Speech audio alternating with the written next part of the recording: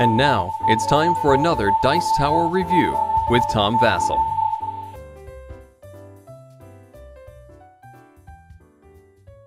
Jet Set is a game of setting up routes, airplane routes over Europe. It's a good theme, a good idea. And the game has some similar feels, maybe, to that of Ticket to Ride. I've heard it compared to that quite a bit, but it's much deeper. I would consider it more of an economic game, where you're trying to pay and set up routes between cities so that you can get money back, and has some really interesting parts to it. It's certainly not for everyone, but let's look at it and see. Here's the game at the beginning, and there's a few other cards that will be set up on the side.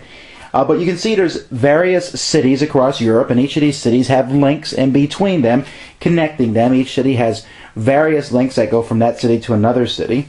Players are going to be giving some euros, which are cards. They'll start with 30 euros, and they're going to try and change it as much as possible. On a player's turn, they have several actions that they can take. One of these actions is to claim a link. So let's move up real closer to look at one of these links. For example, here, from Berlin to Warsaw.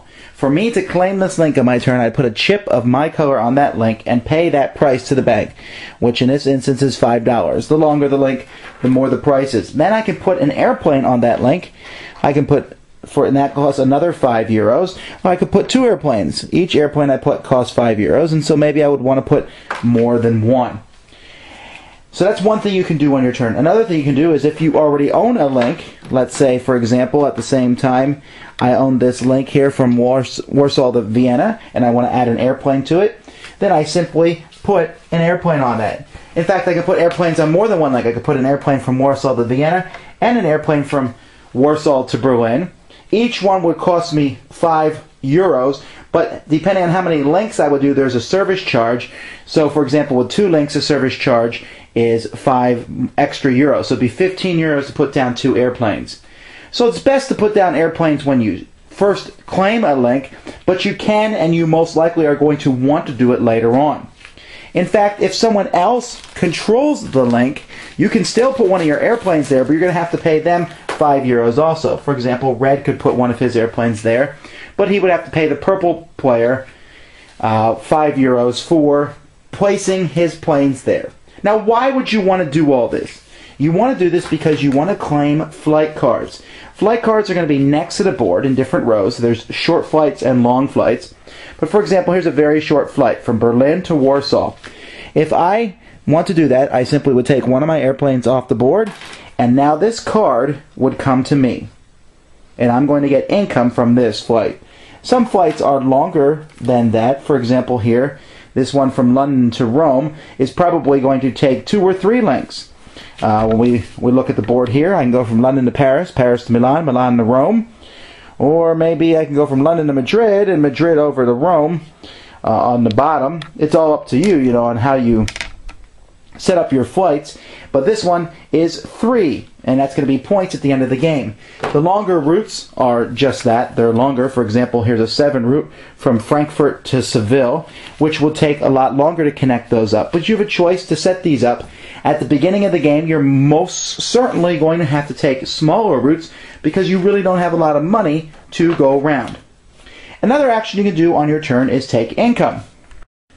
When you take these flight cards, when you claim them, taking your airplanes off the board, you take the card and put it in front of you, and you put 3 chips on it. Well, you do that the first 5 times. After that, you only put 2 chips on them.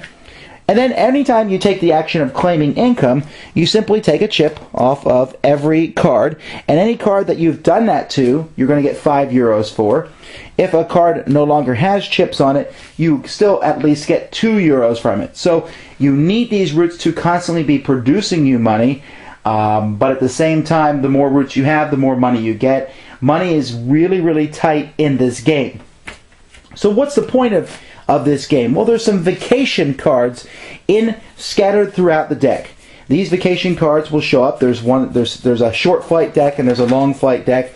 And when these vacation cards show up, that's kind of letting you know that the game is going to be ending soon. Once the second vacation card has shown up, the game is going to be ending shortly, and there's another round or so as you clean everything up. But players will have a chance to do a final flight. At the beginning of the game, players are given 2 final flights, and they have a choice to try one of these final flights out. A final flight is like a regular flight, but it has to hit all 3 cities.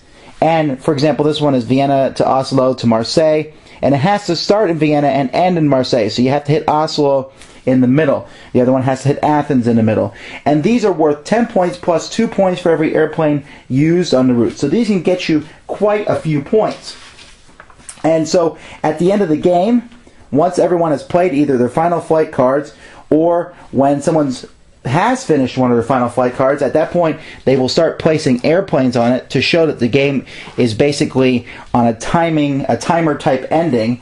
At that point, everyone adds up all the flight cards that they have claimed. The points are right on the cards, and whoever has the highest score is the winner. If for some reason there's a tie, and it's fairly possible in this game, then whoever has the most money is the winner. There's lots of things to like about this game. I like the fact that you simply have one small action to take in your turn. Buy a route, take money. It's very simple. Now, you might sometimes sit there and agonize over which route to take or how much money to spend, but still, turns are very quick moves around the table. I also really like the bright colors of the game. The game board looks really nice. Once you see all the different colors of the pieces are nice. The cards are bright, and it's very easy to tell. It's easy to find cities on the board, and the whole thing looks really neat. What's not to like about the game is the same thing as what's to like about it, and that's the fact that it's a strong economic game. So some people are going to like that. I've played this with some people, and they played it and they said, oh, you know, it makes me think so much. Well, yes, and that's what I actually like that about the game, and I like having to think about where you put the planes and how you fly around on the board. And it's a game that I'm willing to play even more than once in a row, but at the same time it is one that is sometimes grueling because it seems so simple, but you have to make your opening moves wisely. You have to take quick routes to start earning new income, and then knowing how to expand those routes. And it really helps if you're setting up for your final flight card even at the beginning of the game. And since you never know when those vacation cards will show up, you have some kind of idea as how they're shuffled in the deck, but you're never really sure, so you have to be careful about when you build your routes and how quickly, you know, you could take income every turn and try to save up money, but that's probably not the most efficient use of your actions. I haven't explained everything about the game. There's rows of cards to pick from, and you can fill them up or take the routes that are available. And there's a few more rules, but overall it's a fairly simple game, but one that I like quite a bit. Thanks for joining us today. For more written, audio, and video reviews, as well as the #1 board game podcast, check out the website at www.thedicetower.com. Until then, this is Eric Summerer, and you've been watching The Dice Tower.